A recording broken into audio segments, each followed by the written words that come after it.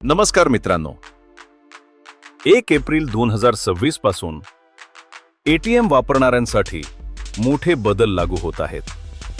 जर तुम्ही एटीएम मधून वारंवार पैसे काढत असाल तर हा व्हिडिओ शेवटपर्यंत नक्की पहा, कारण याचा थेट परिणाम तुमच्या खिशावर होणार आहे. सर्वात पहिला मोठा बदल म्हणजे फ्री एटीएम ट्रान्झॅक्शन लिमिट.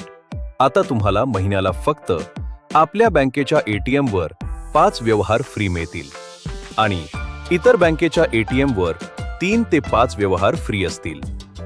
यानंतर प्रत्येक ट्रान्झॅक्शनसाठी 23 रुपयांपर्यंत चार्ज लागू शकतो. दुसरा मोठा बदल, UPI द्वारे एटीएम मधून पैसे काढणे म्हणजेच कार्डलेस विड्रॉल. आता तुम्ही QR स्कॅन करून एटीएम मधून पैसे काढू शकता. पण इथे एक महत्त्वाची गोष्ट आहे, हे ट्रान्झॅक्शन सुद्धा फ्री लिमिटमध्ये मोजले जाणार आहे. म्हणजेच तुमचे फ्री ट्रान्झॅक्शन लवकर संपणार आहेत. तिसरा बदल, बॅलन्स चेकवरही लागू होतो. फ्री लिमिट संपल्यानंतर बॅलन्स चेक करण्यासाठी सुद्धा चार्ज लागू शकतो.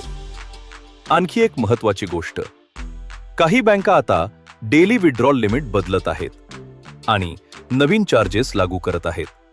म्हणून प्रत्येक बँकेचे नियम थोडे वेगळे असू शकतात. मग याचा तुमच्यावर काय परिणाम होईल? एटीएम जास्त वापरल्यास खर्च वाढेल, फ्री लिमिट लवकर संपेल. पैसे वाचवण्यासाठी शक्यतो आपल्या बँकेचा एटीएम वापरा, UPI किंवा ऑनलाईन पेमेंट वापरा आणि एकदाच थोडी मोठी रक्कम काढा. तर मित्रांनो, 1 एप्रिल पासून एटीएम वापरताना थोडं सावध राहा.